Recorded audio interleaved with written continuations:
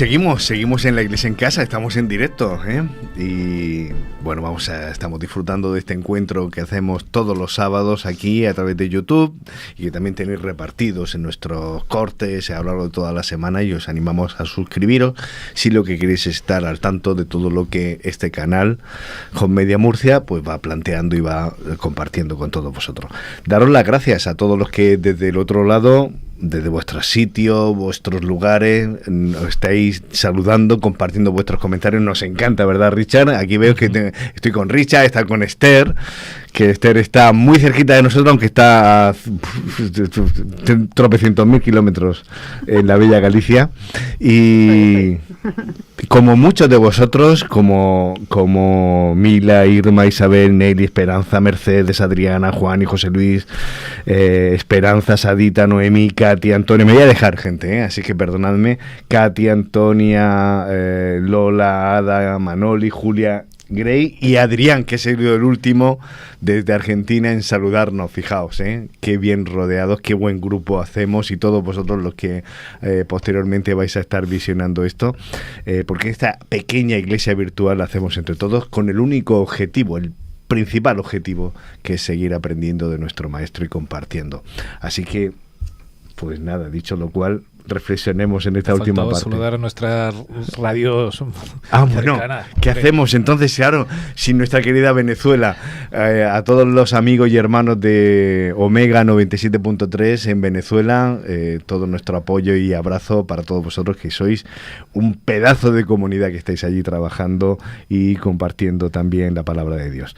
¿Qué os parece si abordamos este último segmento, esta última parte del programa, donde lo único que pretendemos es exprimir y todavía degustar todo lo que el predicador de hoy ha compartido con nosotros a través del sermón que nos hemos colado en la capilla y hemos transmitido? Y ya sabéis que todo esto lo hacemos en rigurosísimo directo.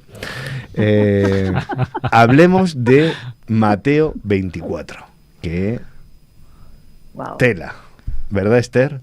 Wow.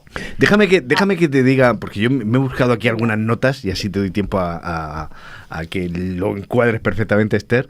Fijaos, Mateo 24 comienza con tal que así: cuando Jesús salió del templo y se iba, se acercaron sus discípulos para mostrarle los edificios del templo, toda aquella explanada, todo eso. El templo era un conjunto de edificios donde estaba lo que era el tabernáculo que había reconstruido Herodes, pero que había una serie de estancias. Todo era una explanada magnífica, era arquitectónicamente era una maravilla. Esto ocurre justo después del capítulo 23, donde Jesús pronuncia una fuerte reprensión contra los escribas y fariseos y termina en un lamento. Jesús dice aquello de: Jerusalén, Jerusalén, cuántas veces quise juntar a tus hijos y no quisiste. Y en ese momento Jesús abandona el templo por última vez, físicamente. Y es un acto, yo creo que profundamente simbólico y profético, ¿no? Porque el templo, el centro neurálgico de todo lo que un judío podía pensar, experimentar, queda espiritualmente desierto sin Dios, sin que esté allí presente Dios, ¿no? Así que yo imagino a aquellos discípulos muy confundidos, ¿no? Porque siguen pensando en términos de un Mesías glorioso, político. Tenemos una misión que ejercer, ¿no? En el orgullo de ver aquella explanada con aquel templo que había remodelado Herodes, y que están esperando un discurso triunfalista, ¿no? Un discurso pues nacionalista. Pero Jesús responde, ¿no? ¿Veis todo esto? De cierto os digo, ¿no? Os digo de verdad que no va a quedar piedra sobre piedra aquí. Y esto rompe las expectativas de aquellos discípulos, y para ellos la destrucción del templo solo podía significar que el fin del mundo estaba cerca. Así que en este contexto, Esther, empezamos Mateo 24. ¿Cuál es tu abordaje? Resulta tan refrescante escuchar a una persona de la edad de Julián decir: necesitaba una cachetada de realidad. Claro, porque la cachetada de realidad nos la ha dado a nosotros y además está muy bien dada, por si acaso. Por eso deliberadamente me he puesto de fondo el texto de Marcos 13:32, ¿no? Aquel día nadie lo sabe, la hora no lo sabe nadie, ni aun los ángeles que están en el cielo, ni el Hijo, sino el Padre. Porque parte de la cachetada de realidad tiene que ver con una de las advertencias, ¿no? También con respecto a Mateo 24. Cuidado, chicos, que os podéis confundir todavía más de lo que ya estáis. Ojo que el mensaje es para nosotros, no es para quienes no saben, es un mensaje para quienes sí sabemos. Y sabemos lo suficiente como para no cometer ciertas torpezas, ¿no? Y resulta que estamos en la época de dar el mensaje, en la época del mensaje por internet, en la época de que hoy por hoy escribes algo y se puede prácticamente leer simultáneamente en todo el mundo, es decir, que queda muy poco, ¿no? Para ese momento en el que todo el mundo pueda llegar a saber lo que sea. Y sin embargo, ¿qué está ocurriendo muchas veces? Que los que tendríamos que predicar el mensaje correcto, estamos predicando pues absurdos proféticos, como decía la lección de escuela sabática, invenciones con respecto a ciertas cosas que la Biblia no pone y mensajes absolutamente personalizados. Y la verdad es que es una llamada de atención a muchos errores que se están cometiendo. Me temo que muchas veces los que tendríamos que ser agentes de luz somos agentes de más confusión todavía de la que ya había. Y me vale para Mateo 24, ¿eh? Claro. Un toque de atención. Richard, ya en privado cogen a Jesús, porque yo creo que, como he dicho, creo que los discípulos estaban un poco así confundidos, perplejos, y le preguntan, ¿cuándo serán estas cosas? ¿Qué señal habrá de tu venida? Esto del fin del mundo, ¿de qué va? Fíjate que en la escuela sabática hablábamos y llevamos hablando el trimestre entero de Babilonia, que Babilonia es confusión. Y a mí me encanta cómo Jesús empieza en Mateo 24, ¿verdad? Mirad que nadie os engañe. Que no os engañe. Todo lo que tiene que ver con el tiempo final consiste en confusión o realidad. Nos van a intentar engañar, nos van a confundir y nos van a despistar. Así que todos los eventos, todo lo que va a mencionar Jesús tiene que ver con en quién tengo yo mi certeza. Y a mí me parece muy interesante, Julián, de lo que está hablando, porque a veces las certezas las tenemos en, pues eso, en las noticias que nos vienen, lo que nos entran, lo que nos van contando. Y yo creo que Jesús no apunta por ahí en Mateo 24. Jesús apunta a que mi certeza tiene que estar firme en Él, en su seguridad. Nos va a decir lo que va a ocurrir, pero no para que estemos como locos, que a veces, ¿verdad?, estamos como locos esperando a ver si sucede esto o lo otro, para ir como si fuésemos el noticiero de las 8 de la mañana que tiene que dar la noticia antes que nadie para ir descubriendo. No. Más bien, ojalá que seamos el telediario de última hora, en el cual, viendo lo que ha ocurrido, tengamos claro lo que Dios está haciendo. Que nadie nos engañe, porque el drama final es una cuestión de engaños o de persistencia y certezas. Y Esther nos lo apuntaba, este mensaje es para creyentes. Exacto. Este mensaje es para adventistas del séptimo día, que nadie os engañe. Nosotros que consideramos que dominamos la profecía, que dominamos la Biblia, el mensaje de Jesús es que nadie os engañe. Cuidado, porque a veces nosotros mismos nos autoengañamos. Yo veo mensajes por Facebook y por internet, sí. No sé si creados, pero sí transmitidos por gente adventista, que bueno, se me ponen los pelos de punta. No sé, creo que lo comenté hace tiempo, pero uno de los que me llegó es que la ley dominical había sido dictada en España, porque el Estatuto de los Trabajadores hablaba del descanso del domingo, ¿verdad? Que dice que habrá que descansar el domingo siempre que no medie acuerdo con el empresario de otras partes. Eso no es una ley dominical. Cuidado, porque, y eso estaba transmitido por gente adventista. Cuidado con lo que transmitimos, cuidado con lo que decimos, cuidado con ser, ya no que nadie nos engañe, con ser agentes de confusión. Transmisores de engaños. Claro, es porque que eso nos aumenta la responsabilidad. Claro. Sí. ¿Cuál os parece que es la actitud de Jesús cuando está lanzando este mensaje, este discurso? Es decir, ¿está pretendiendo asustar? ¿Qué es lo que pretende Jesús cuando dice nadie os engañe porque va a pasar esto, vais a oír esto, cuando pase esta cosa y tal? ¿Lo veis que está muy alterado Jesús, que está diciendo agarraos, poneos el cinturón, que vienen curvas, o realmente lo hace con sosiego, con tranquilidad? ¿Hablamos de mi Jesús? Sí, hablamos. Siempre protegernos y cuidarnos, siempre. Claro.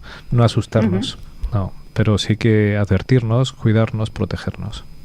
Claro, está intentando alarmar a la gente, al grupo con el que estaba. Yo no lo veo así. En ese mensaje, que no es necesariamente no tranquilizador, es verdad, nos cuenta cosas que van a ocurrir, pero en algún momento determinado de Mateo 24 nos dice, tranquilos, que aunque va a pasar todo esto y va a haber una angustia como nunca hubo, va a ser suficientemente corta como para que no os perdáis, tranquilos, tranquilos. Es decir, que será acortada, porque de lo contrario la cosa, ¿verdad?, no la podréis soportar ni vosotros, que sabéis que va a pasar. El problema es que, como todo, antes hablábamos de una visión global, ¿no?, y de ver las cosas desde una perspectiva global. Probablemente le prestamos tantísima atención a los detalles que nos perdemos el enfoque global. Y perdemos muchísimo tiempo, y se pierde mucho tiempo en todas estas cosas. Y hay un montón de gente intentando identificar, ¿verdad?, los pequeños detallitos.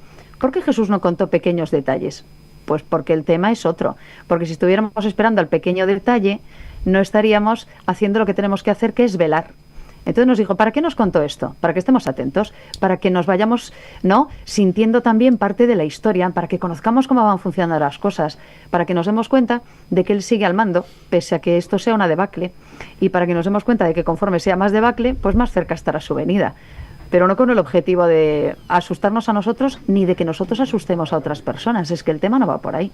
Qué importante esto que comentas tú, Esther, porque yo lo veo también así. Es decir, Jesús está mostrando compasión por Jerusalén y por su pueblo, fijaos cómo termina el capítulo anterior, pero lo está haciendo también a la vez con seriedad, yo creo, ¿no? Lo está haciendo también con esperanza, ¿no? Porque al final no dice esto va al desastre, no hay quien lo arregle, o sea, como en las películas de Hollywood, ¿no?, donde se nos presenta un paisaje apocalíptico, donde los zombies y acampan por todos sitios y no hay cura y aquí sálvese quien pueda, ¿no? No va nada de eso. Es decir, el mensaje de Jesús es con esperanza. Hay un final de un regreso glorioso, de una restauración, pero sobre todo yo me quedo con lo que acabas de decir, Esther. Al final hay que ir al final del capítulo 24, dice permaneced despiertos, porque no sabía el día. Permaneced despiertos. Estad preparados, dice, también vosotros estad preparados porque el Hijo del Hombre vendrá cuando menos lo espere. Es decir, ese sentido de estar alerta, de estar preparados, ¿no?, en la medida de lo posible. Lo hemos comentado antes con las vírgenes, que aún así estamos abocados a dar alguna que otra cabezada esperando todo estos acontecimientos. Bueno, tenemos ya aquí a Julián, nuestro protagonista del sermón. Le damos las gracias y por acercarse y compartir estos últimos minutos, ahora que estabas en la capilla. Ya te ha dado tiempo a... Sí, un gusto tenerte. Estamos comentando, ya sabes, algunas de las cosas que nos has puesto en la cabeza, y bueno, pues compartir contigo es exprimir las últimas gotas del jugo de lo que has planteado. Así que gracias. Y a Richard, Esther, le planteamos alguna cosita, ¿no?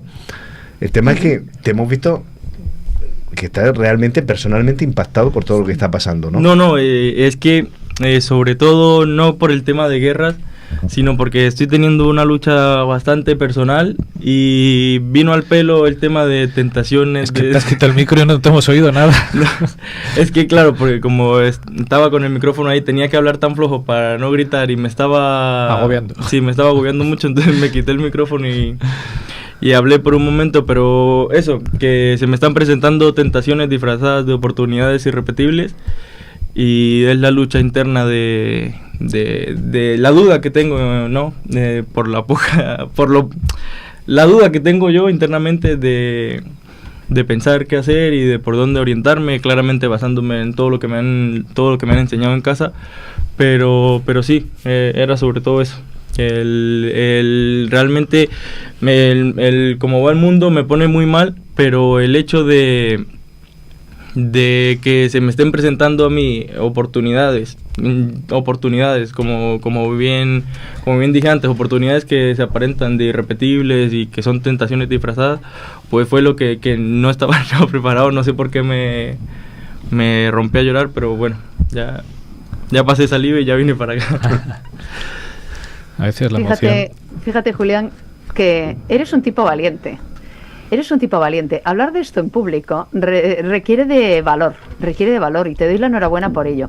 Porque además al compartir esto con nosotros, ¿sabes? Nos recuerdas que estamos todos en una situación muy parecida, muy parecida. Y a veces estamos efectivamente mirando los telediarios y, bueno, viendo lo que hace uno, lo que hace el otro, las guerras, esto y tal. Pero la verdadera guerra está pasando en casa y está pasando en el corazón.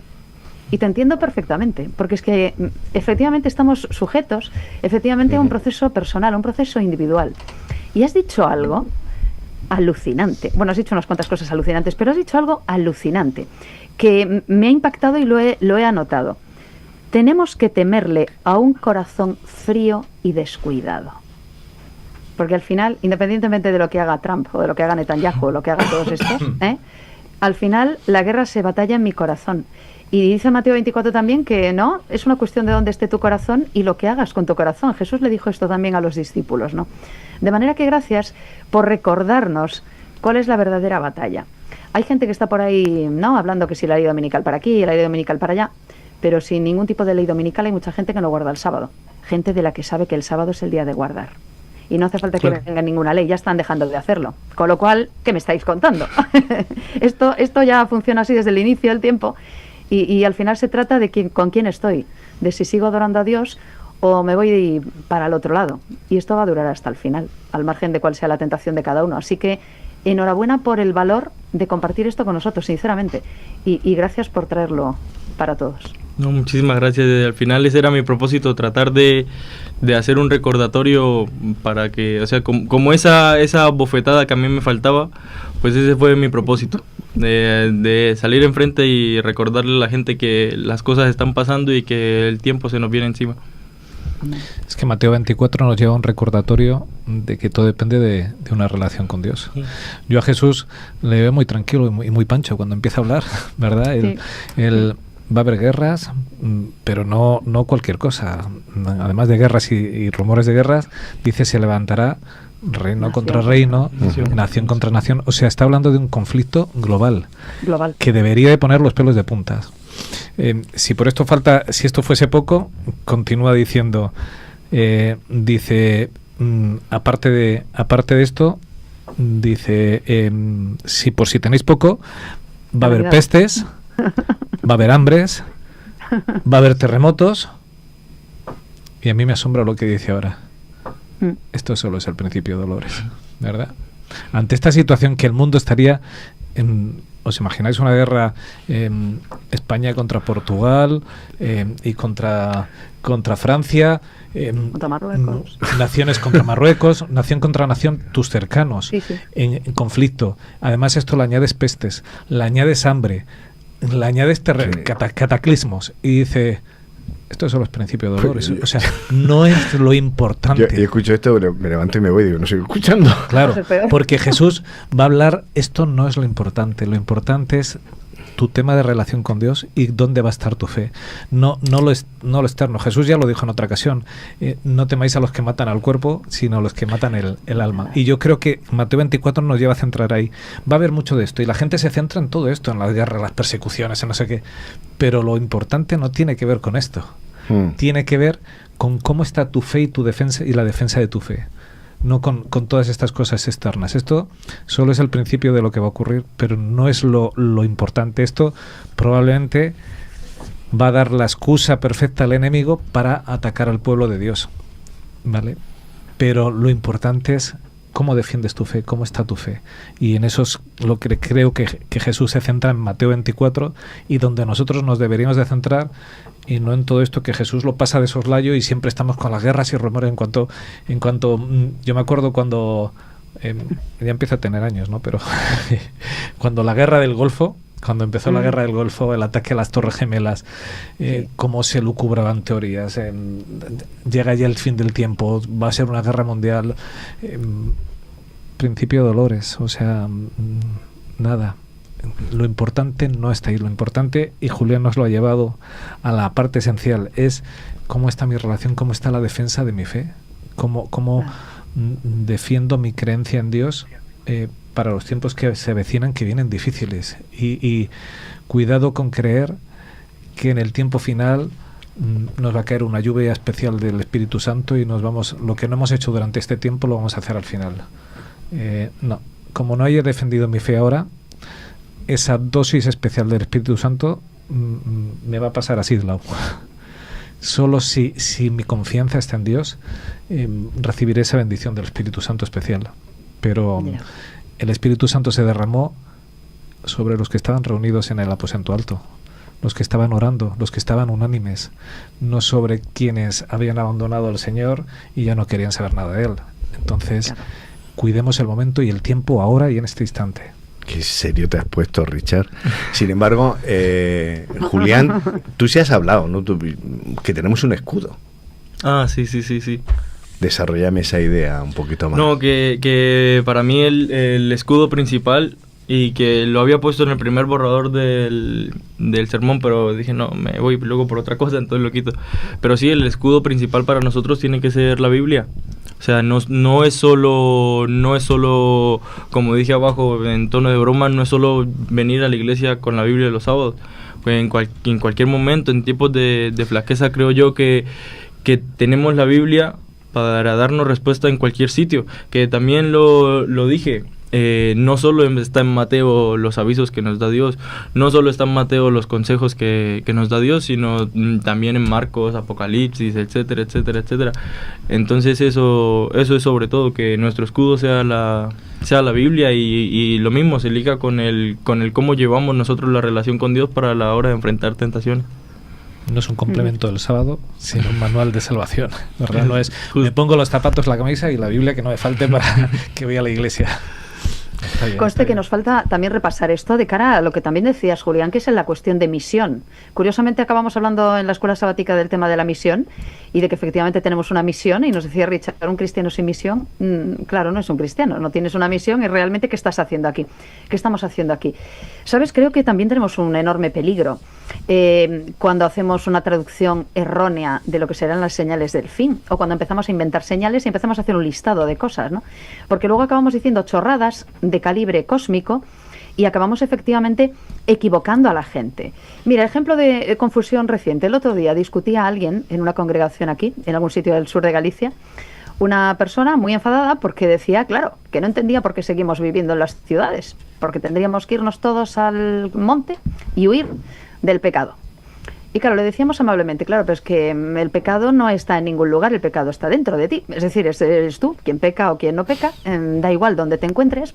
Por otro lado, si te vas tú solo al monte, primero, te van a encontrar igual, ¿eh? Si lo que pretendes es escapar de alguien, hoy hay drones, pueden ir a cualquier parte, y de hecho hay bombas que taladran 30 metros por lo visto de suelo, nos contaban el otro día, ¿no? En Irak, o sea, ya se puede llegar a cualquier parte de cualquier forma y horadarlo todo. Eso una. Dos, si te vas al monte, no pretenderás evangelizar a los pinos, hoy que estamos en el Día Mundial del Árbol. Te vas tú solo allí a vivir de ermitaño, donde se encuentra tu misión. Quiero decir, este tipo de cuestiones completamente surrealistas y de cosas surrealistas, hay mucha gente que las está diciendo, las está compartiendo y está equivocando a los demás. Y me parecería trágico que no hayamos aprendido nada de aquella época, pobrecillos, porque estaban equivocados, les faltaba un detalle. En 1844, cuando la gente se puso a vender sus terrenos, ¿no? Pues para esperar la venida de Jesús, por cierto, se la vendieron a gente que se supone que se quedaba aquí. Se iban ellos y los otros se quedaban. Era una cosa un poco extraña. Pero es que hoy hay gente invitando a los demás a hacer eso. ¿Sabes? Digo, no. Es que se está dando un mensaje incorrecto. Y salir de las ciudades, y entonces ¿quién predicará a las ciudades? Hay mucha gente que no recuerda que nosotros los adventistas tenemos la famosa ventana, ¿no? Esta de la zona así sur del mundo, en la que efectivamente hay muchísimas ciudades y mucha gente a la que predicarle. Nos estamos equivocando muchísimo. Hay que volver otra vez al principio, a no inventar y a buscar el mensaje correcto, el mensaje de Jesús, ¿no? Sí, no, y sobre todo en la búsqueda de esas de las explicaciones de los textos, de cómo interpretar la Biblia o cómo interpretar los consejos que nos deja Dios. Yo creo que erramos un poco todos en o coger las cosas muy literales o cerrarnos solo en un mismo versículo, porque a mí cuando era más pequeño me enseñaron siempre, si iba a leer un versículo, leo un capítulo para arriba y leo un capítulo para abajo, y ya ahí empiezas a interpretar. Entonces yo creo que sobre todo eso es lo que hace falta, y incluso esa gente que aparenta ser constante en la iglesia, al fin y al cabo también puede ser piedra de tropiezo para los demás. El querer, no, es que yo lo entiendo así, entonces lo imparto yo así, y al final puede ser un problema para todos. Tenemos que ir ya un poco recogiendo los palos y enseguida recogiendo todo lo que tiene que ver con el estudio. Vamos a ir concluyendo, pero yo me he quedado pillado, Esther, con lo que comentabas de este hombre, que habrá que irse a los montes y al campo para no pecar, y hacerlo como hizo un famoso santo cristiano del siglo V, que vivió durante casi 40 años encima de una columna para también evitar el pecado. Le subían con una cuerda comida y la gente iba a escucharlo a esa plataforma, pensando que así iba a estar lejos de pecar, ¿no? Y más cerca de Dios. Bueno, pues así nos va. No hemos cambiado mucho. No hemos cambiado mucho, pero el discurso de Jesús sigue estando presente. El discurso de Mateo 24, estar preparados, estar alerta. También me he quedado pillado con lo que te has dicho, Richard. Esto es solo el principio de los dolores. Y a mí, que no me gusta sufrir, enseguida tengo pánico. Os entregarán para ser maltratados y os matarán, dice Julián, Jesús. Y todo el mundo os odiará por causa mía. Entonces muchos perderán su fe y se odiarán y traicionarán unos a otros. Es tremendo esto también. Sí, pero y debemos poder también, en respuesta a esos versículos, tener el regocijo, que me van a perdonar, no recuerdo en dónde, pero hay una parte de la Biblia donde dice que Dios le va a dar al cristiano hasta donde aguante. O sea, bueno, no le va a dar, eso es erróneo, va a permitir que el cristiano aguante hasta donde su corazón dé. Nadie será tentado más de lo que pueda resistir. Justo. Eso es. Muchas gracias.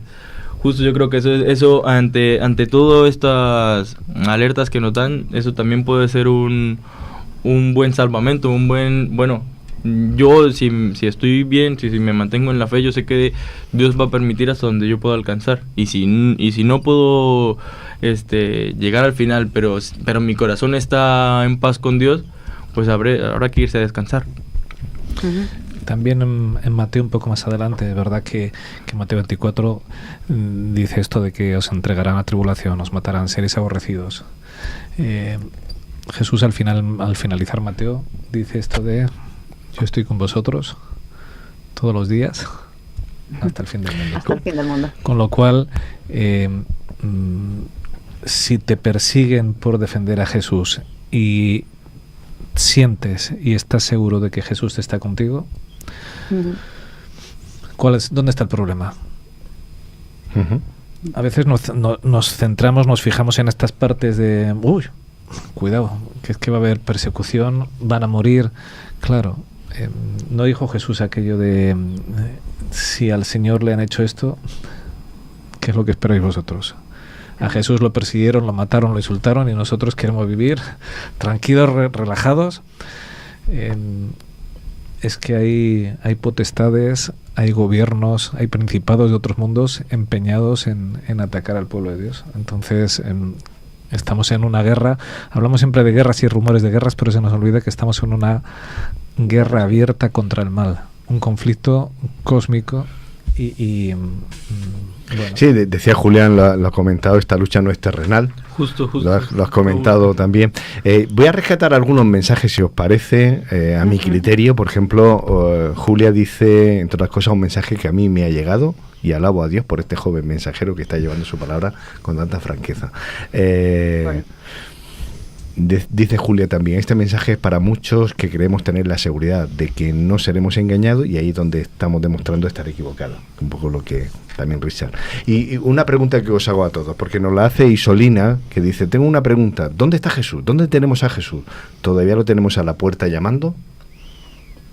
Porque tú, imagino que también, como ha hecho referencia Julián, a los falsos cristos, a esa... a estar vigilante para no ser engañados. Y Solina nos está preguntando: ¿dónde está Jesús entonces? Si estamos rodeados de falsos Jesús. Pues ojalá que le hayamos abierto la puerta, esté adentro. Pero si está a la puerta, tampoco pasa nada, ¿eh? Quiero decir, si está a la puerta llamando, el día es hoy para abrirle la puerta. El problema es no abrirle la puerta, pero saber, por otro lado, saber que Jesús está ahí. Me invita a pensar, es una pregunta interesante, Isolina, muchas gracias. ¿Llama de la misma forma a la puerta Jesús que los otros? ¿No? Porque a lo mejor también está llamando a tu puerta otro tipo de personajes, otro tipo de seres. Pero me temo que su llamada y su voz, se supone que si le conocemos, reconocemos su voz, ¿no? Dice también algún texto. Y se supone que él llamará de una forma distinta a nuestra puerta a la que puedan llamar otros. ¿Cómo reconocemos a un falso profeta? Tenemos información al respecto, ¿no? ¿Podemos o tenemos información suficiente para distinguir la voz de Jesús de las otras voces? ¿Qué pasa? ¿Cómo es posible que si le conocemos podamos confundir su voz? ¿No? Eso un hecho invita a pensar también en cuál es el problema. El problema sigue estando dentro de casa, no fuera. Hay una parte de Mateo 24 que a mí me gusta mucho, que es el final, ¿verdad? Porque Jesús es verdad que menciona guerras, pestes, hambres, persecuciones. Pero ¿cómo cierra Jesús todo esto? Que a veces no le damos importancia. Lo tenemos a partir del versículo 45. Jesús dice: ¿quién es pues el siervo fiel y prudente, al cual puso su Señor sobre su casa para que les dé alimento a tiempo? ¿A quién tenemos que dar alimento? Porque dice que el Señor ha puesto un siervo prudente para dar alimento. ¿A quién hay que dar alimento? A todos los que nos rodean. A quien tiene hambre. Claro. Tiene hambre. El mensaje de Mateo 24 es para que el pueblo de Dios actúe y predique. Llevamos toda la mañana hablando de esto, de la misión. Dice: bienaventurado aquel siervo al cual el Señor, cuando venga, lo haya haciendo así. Lo haya dando alimento a quien tiene hambre. Lo haya predicando, lo haya transmitiendo. De cierto os digo que sobre sus bienes lo pondrá. Pero el siervo malo que dijera en su corazón: mi señor tarda en venir, y comenzare a golpear a sus consiervos, a comer y a beber con los borrachos, vendrá el Señor en aquel día, que éste no espera y a la hora que no sabe, y lo castigará duramente, y pondrá su parte con los hipócritas, y será el lloro y el crujir de dientes. Jesús cierra Mateo 24, que siempre lo metemos en guerras, persecuciones, no sé qué. Jesús está hablando de misión. Las cosas se van a complicar. Tenemos una misión como siervos de Dios, y puedo compartir y dar alimento a quien tiene hambre, o puedo decir: Dios tarda en venir, voy a tener tiempo para arrepentirme, así que voy a centrarme en mis cosas, voy a beber, voy a comer, voy a desperdiciar el tiempo, porque dice que cuando Jesús venga y va a hallar a parte de su pueblo, porque dice que los que hay así, va a hallar a parte de su pueblo así, será el crujir de dientes de ellos. Jesús no para de advertirnos de esto, y es algo que debiéramos de pensar. Vírgenes prudentes, vírgenes insensatas, siervos que están repartiendo el pan, siervos que se lo están comiendo. Jesús nos advierte: mi vida depende de mi conexión con Él y de compartir mi misión con los demás. En esto se resume Mateo 24. No está hablando de tiempos difíciles, de guerras, de persecuciones. Es verdad que los va a haber, pero lo importante no tiene que ver con eso. Tiene que ver con qué voy a estar haciendo yo en ese momento. Cuando la gente llegue guerras de verdad, y hambrunas y persecuciones, ¿qué voy a hacer yo? ¿Voy a compartir el Evangelio? ¿Voy a compartir la esperanza? ¿Voy a compartir a Jesús? ¿O me lo voy a mantener callado porque no he aprendido a compartir el Evangelio? Esa es al final. Esto es Mateo 24. Vamos a hacer la última ronda. Esther, lo que no quieres dejar escapar. Sigo por la línea que acaba de abrir Richard. Este es un mensaje de calma, de tranquilidad. Nosotros somos depositarios de información suficientemente rica y enriquecedora como para no darle más miedo a la gente, sino todo lo contrario. Así que, aprovechando el guiño, pues voy a dedicarle un texto bíblico. Qué bonito, dedicar un texto bíblico a alguien, ¿no? A Julián. Sí, he leído en la versión de la palabra, porque al final, después de conocer todo esto, este es el mensaje que nosotros tenemos que seguir dando, porque ya sabemos que van a ser tiempos difíciles. Por cierto, ya hay mucha gente que está pasando momentos muy difíciles y tentaciones muy horribles. Así que 1 Corintios 10:13, que es el texto al que aludías, versión la palabra, ¿vale? Dice: hasta ahora ninguna prueba os ha sobrevenido que no pueda considerarse humanamente soportable. Dios es fiel y no permitirá que seáis puestos a prueba más allá de vuestras fuerzas. Al contrario, junto con la prueba os proporcionará también la manera de superarla con éxito. Así que, calma, tranquilos. Si nos ponemos en sus manos, Él nos dará la salida. A mí esto me tranquilizó mucho hace muchos años, tenía más o menos tu edad. Qué miedo, las tentaciones, todo aquello, que sí que es verdad, que son complicadas. Pero la Biblia dice que nunca voy a ser tentada más de lo que pueda soportar. Así que Dios sabrá y Dios me ayuda. Para soportarlo, y voy a dar yo también mi conclusión, te dejo a Richard y luego le vamos a dejar que ponga la guinda a Julián con aquello que quiera reafirmar y que no se nos olvide, pues, para irnos a casa. Lo ha dicho Esther, pero yo también me lo anoté. Creo que es la frase estrella de este sermón. Hay que temer a un corazón frío y descuidado. Yo creo que es una invitación a que tengamos corazones empáticos, amorosos, corazones que estén dispuestos a servir a Dios, no solo en beneficio propio, sino en beneficio de los demás. Y lo que debiéramos de temer como cristianos es a tener corazones fríos, que no sean capaces de compadecerse del prójimo en su sentido más amplio, de aquel que pasa a nuestro lado y no conoce, en la verdad no conoce a Jesús. A eso es a lo que tenemos que temerle, porque estaremos muy lejos de lo que haría Jesús. Gracias por esa frase, Julián. Para soportar eso no hay más remedio que acercarnos a Dios y abrirle esa puerta, ¿no? Yo voy a rescatar lo que decía el oyente, que es Apocalipsis 3:20, es decir, aquí yo estoy a la puerta y llamo, si alguno oye mi voz y abre la puerta, yo entraré y cenaré con él y él conmigo. Esto no es más que básicamente tener una relación con Jesús, que es el único que nos puede ayudar a soportar todos estos avatares que están por suceder o que muchos ya están empezando a soportar en su vida diaria. Una relación íntima es lo que nos va a ayudar a salir adelante, a transitar por esta vida de tanto caos y de tanto sufrimiento. Así que también te doy las gracias, Julián, y te pido que nos despidas el programa y que reafirmes alguna idea que no quieres que nos vayamos a casa sin que esté en nuestra cabeza. Bueno, primero, muchísimas gracias a todos. Gracias, Esther, por lo que me has dicho. Sí, son textos que tienen mucha verdad y tienen toda la razón. Lo que yo quiero reafirmar, o lo que me gustaría reafirmar, es recordar que el sermón de hoy, aunque traté de no ser crudo ni nada, no es meterle miedo a las personas, ni muchísimo menos. Mi mamá me dijo una frase, me dijo, esto puede estar bien, que no es estar alerta. No tenemos que estar alerta, tenemos que estar preparados, pero no preparados con la mochila esta que dice la ONU que hay que tener, no, preparados internamente para que el día que se me presente una tentación enfrente de verdad, no algo de si cojo esta puerta o cojo otra, no, una tentación, que el enemigo no nos va a tentar con cosas que no sabe que nos pueden hacer dudar, que con una tentación de esas que estemos preparados de tal forma que no dudemos de lo que Dios no, o sea, que no dudemos de lo que tenemos que hacer, que no dudemos del verdadero camino que tenemos que tomar. Entonces sería lo que a mí me gustaría reafirmar. Y sí, la última frase, por eso la dejé al final del sermón, también fue la que más me chocó a mí. O sea, de que el mundo se vaya a acabar es algo que tenemos claro, pero no podemos dejar que nuestros corazones se conviertan en frialdad.